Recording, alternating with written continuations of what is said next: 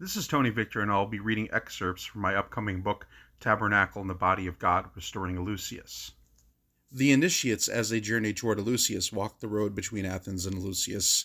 The road was dubbed the Sacred Way. Indeed, the first thoughts that come to mind are Christian concepts. Matthew 7:13, the way is narrow and few shall find it. Then there is John 14:6, I am the way, the truth, and the life. G.I. Gurdjieff called his way a form of esoteric Christianity. There is certainly a strong case to be made for the Fourth Way tradition as a branch of Christian Gnosticism. Soon we will find some monumental associations between the school of Eleusis and the school of the Fourth Way.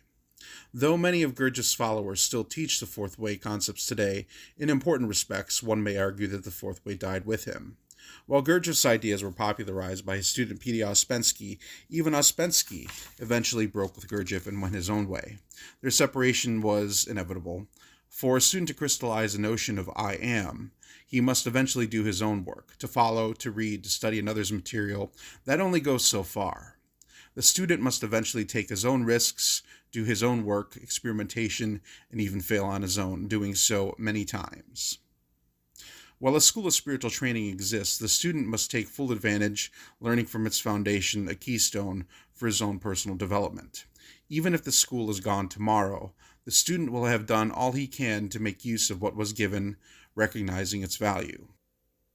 While the Fourth Way in its original form may have died with Gurdjieff, his other students have contributed to what Ouspensky called fragments of an unknown teaching. The Fourth Way traditions comprise of many other traditions, as Gurdjieff admitted. While there is an argument over the origins of the material, it is not owned by any one religion or culture. Though Gurdjieff had called it esoteric Christianity, most modern-day Christians would not recognize it as such.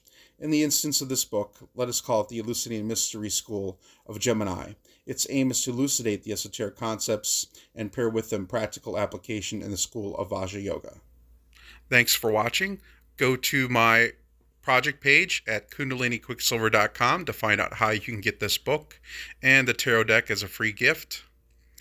Like and subscribe to my YouTube and Instagram, Quicksilver Astrology. Thanks.